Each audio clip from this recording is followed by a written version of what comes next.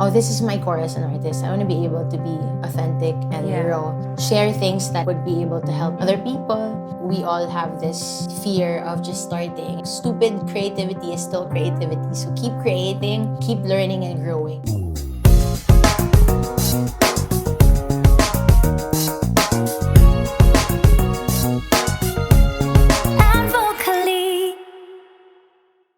Hi everybody, this is Abby Asisio and welcome to Season 3 of the Advocally podcast, where we get to know our favorite artists and musicians. And today we are with a very beautiful, amazing, and talented woman who really performs and writes from the heart.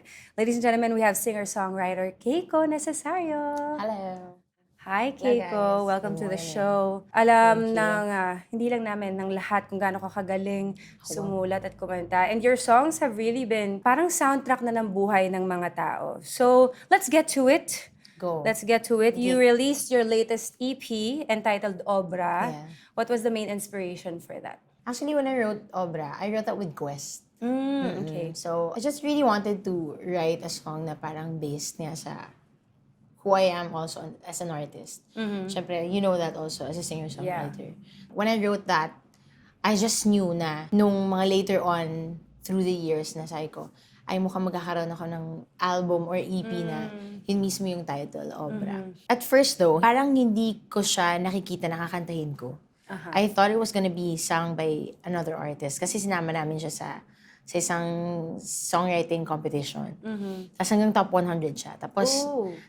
after ng mga parang later on, parang sabi ko, parang ganda pa rin ng kanta. Na-realize ko na parang okay pala siya. And since I also, relate to the song, I decided to record it for an EP last year. So, Yun yung pinaka naging theme. Sabi ng lyrics mo dito, natuto na ang pusong magpinta, ang pag-ibig mo ang obra. So, sino yung pag-ibig dun? si Lord. Ah, I also was thinking about my parents at that time. Kasi parang sabi ko, di ba, kaya siya parang natuto na ang pusong magpinta. Pag-ibig mo ang obra. Sining ng buhay ko ay nakapalibot sa'yo. It's really a song about love and about growth as well. Because I really wanted to, write something na meaningful also.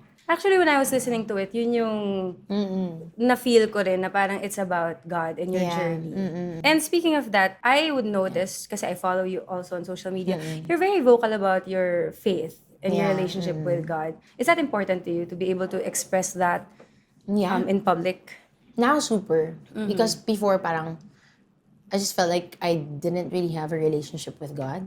So, I didn't really understand it. Yeah. But now that I know what my faith stands for, mas malinaw na sa akin, mas madali na sa akin. It's really just, God's love for me. Yeah. And nothing else. And speaking of God's love, kasi si Keiko po, nakilala ko nung single pa siya. Ayun. So mag-hangout kami, kukwento niya, kailan na ba yung love life darating? And one of the things that you really, leaned on was your relationship with God and waiting for the right person. It was a common theme even with your songs, di ba? Prior to finally meeting the person that you're with, si Jem. So how have things changed since, being married now and isa ka na ring musician, tapos musician din siya, nag-iba ba yung way mo of creating music? Parang same pa rin naman.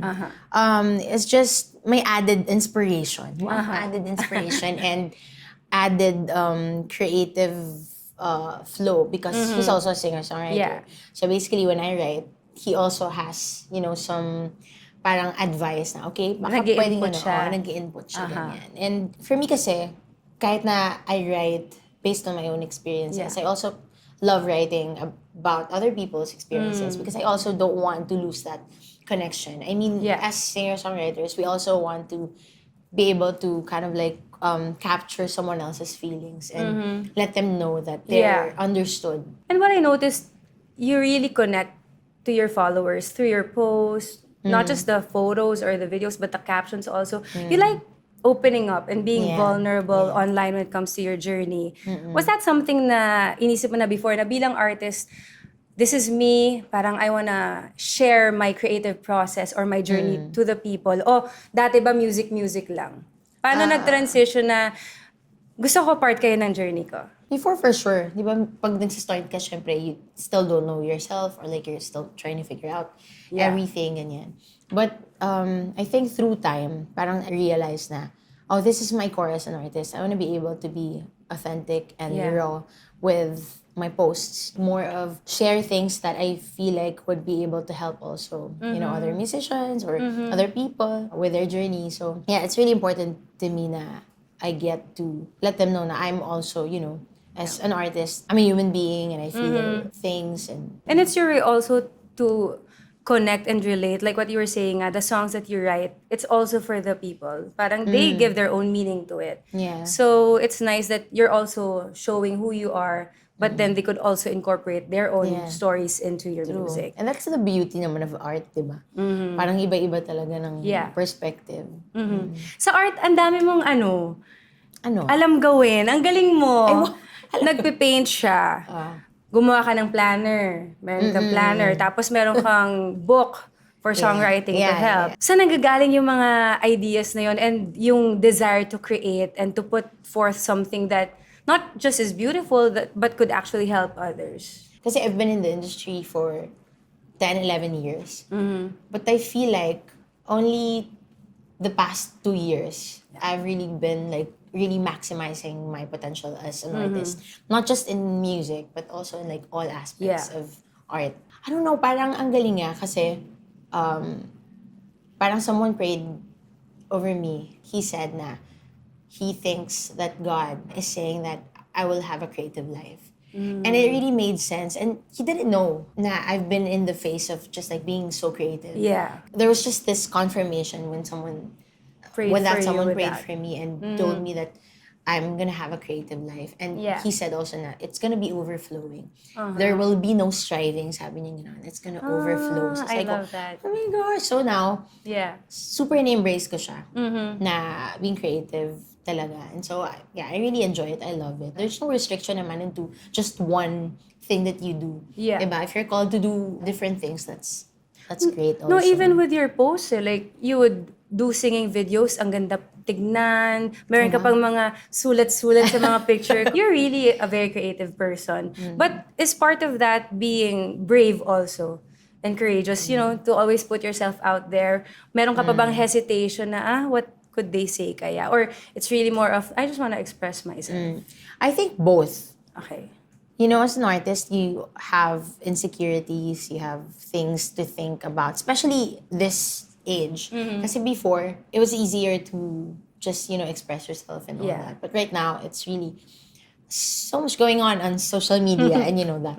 I still remind myself of the first day I just wanted to become an artist. It's just to really just, you know, make art. But now, added nga, it's more of like, I have a purpose. Yeah. No, and we feel that. You know, because every time I watch you perform, I see that you really give it your all. So you were saying kanina, it was only like in the past 2 years na talagang all out ka in terms of really pushing yourself as an artist and what more you could do. There was an experience that you went to London to work with some producers. Anong backstory nun? Paano na bumukas yung opportunity? Yeah, actually, I signed with Warner kasi 2019.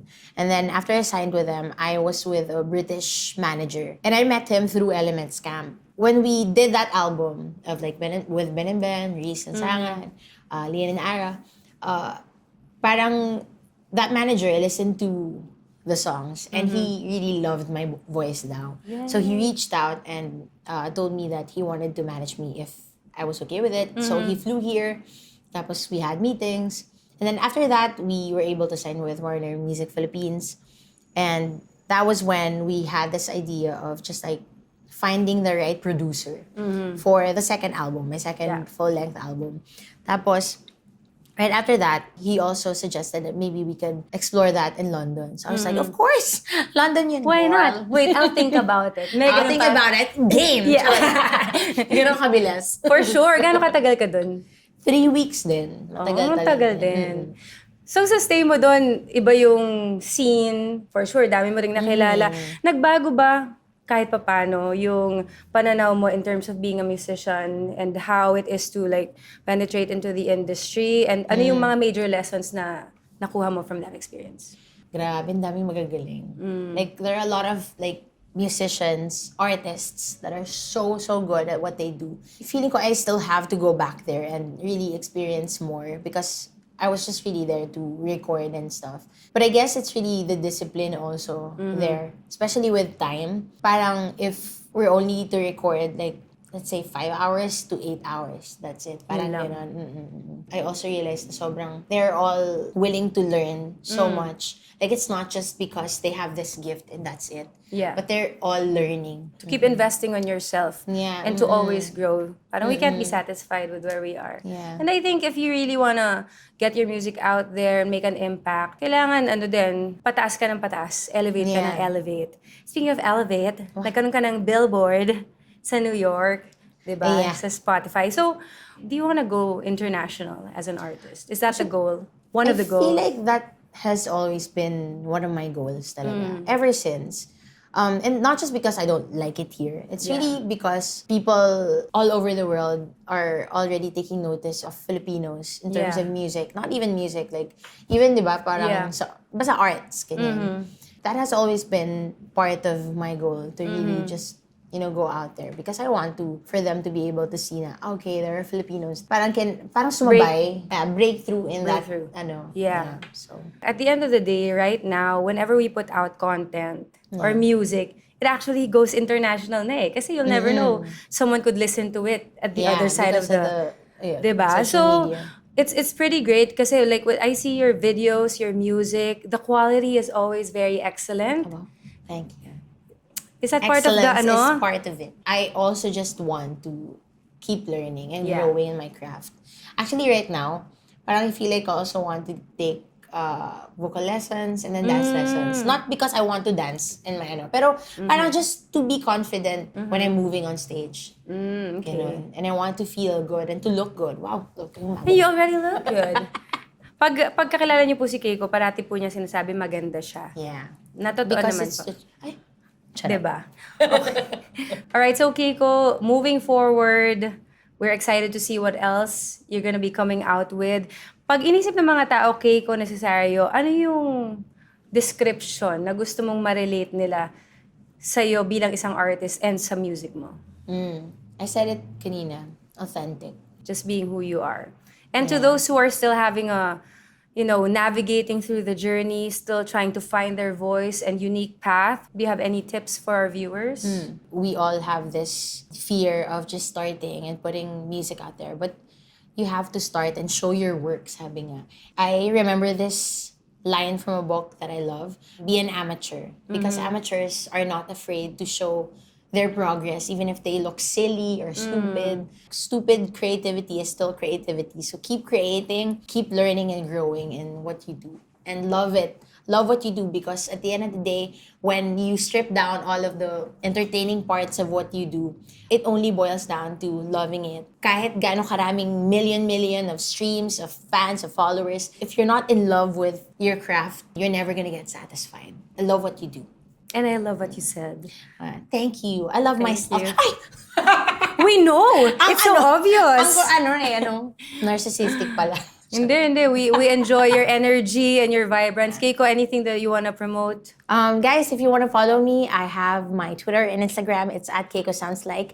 Keiko Sounds Like. Lagi kasi nilang hindi nila alam ko anong spelling ng pangalan ko. So, Keiko Sounds Like. And I have my YouTube and Facebook. It's Keiko Necesario. And if you want to listen to my music, I have them on Spotify, Apple Music, Keiko Necesario.